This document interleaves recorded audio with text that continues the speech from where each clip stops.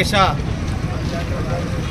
హోంమంత్రి వర్యులు అమిత్ షా గారి వ్యాఖ్యలకు నిరసనగా, అంబేద్కర్పై చేసినటువంటి వ్యాఖ్యలకు నిరసనగా బాన్స్వాడ నియోజకవర్గ కేంద్రమైనటువంటి బాన్స్వాడ పట్టణ కేంద్రంలో కాంగ్రెస్ పార్టీ నాయకులమందరం కూడా ఈరోజు అంబేద్కర్ గారికి పాలాభిషేకం చేయడం జరిగింది.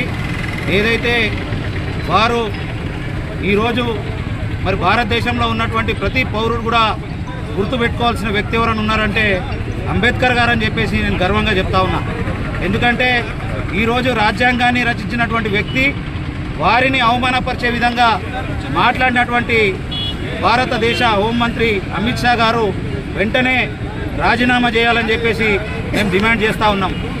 ఎందుకంటే ఈరోజు మరి వారు ఒక వర్గానికే కాకుండా, ఒక కులానికి, ఒక మతానికే కాకుండా భారతదేశంలో ఉన్నటువంటి ప్రతి పౌరునికి మరి అంబేద్కర్ గారు ఈరోజు మరి గుర్తుపెట్టుకోవాల్సిన అవసరం ప్రతి ఒక్క పౌరునికి ఉందని చెప్పేసి కూడా ఈ సందర్భంగా తెలియజేస్తూ ఉన్నాం. మరి ఇట్లాంటి చర్యలు మంచి పద్ధతి కాదు.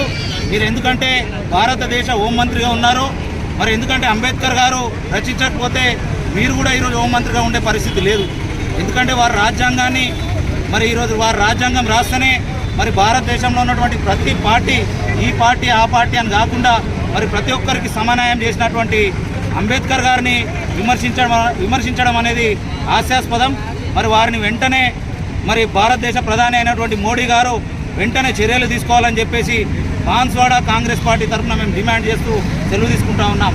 జోహార్ అంబేద్కర్.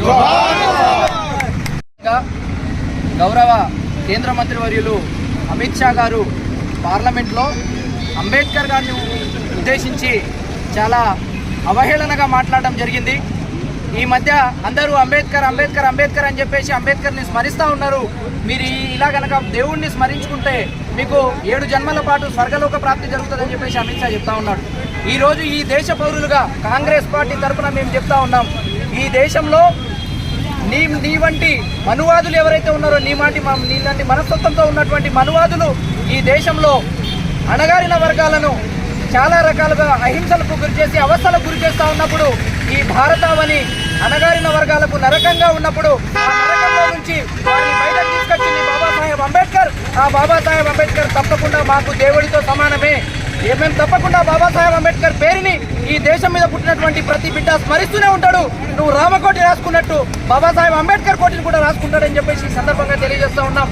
ఈ దేశ ప్రధానమంత్రి నరేంద్ర మోడీ గారు, మీ మంత్రివర్గంలో ఉన్నటువంటి ఒక మంత్రి ఈరోజు ప్రజాస్వామ్యం ఇంత గొప్పగా పరిణమిల్లుతుంది అంటే దానికి కారణం బాబాసాహెబ్ ఇచ్చినటువంటి రాజ్యాంగం. అంత గొప్ప రాజ్యాంగాన్ని అందించినటువంటి అంబేద్కర్ గురించి ఈ మంత్రివర్గంలో ఉన్నటువంటి అమిత్ షా నోటికొచ్చిన మాటలు మాట్లాడుతూ ఉంటే నువ్వు ఖండించడం మానేసి నువ్వు ఆయనను వెనకేసే ప్రయత్నం చేస్తూ ఉన్నావు.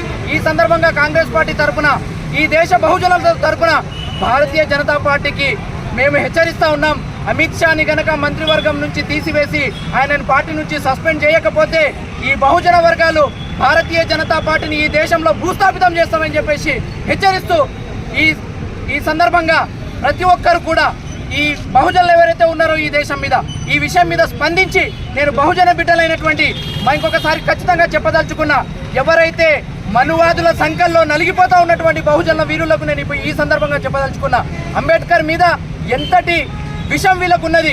అంబేద్కర్ పేరుని మనం స్మరిస్తూ ఉంటే వీళ్ళు జీర్ణించుకోలేని వాళ్ళ దగ్గర ఈరోజు బహుజనులైనటువంటి మనము వీళ్ళని దేశంలో అధికారంలో ఉంచినాం. కాబట్టి బహుజనులంతా ఏకమై ఈ బీజేపీని భూస్థాపితం చేసేటటువంటి పనిలో నిమగ్నం కావాలని తెలియజేసుకుంటూ జై భీమ్.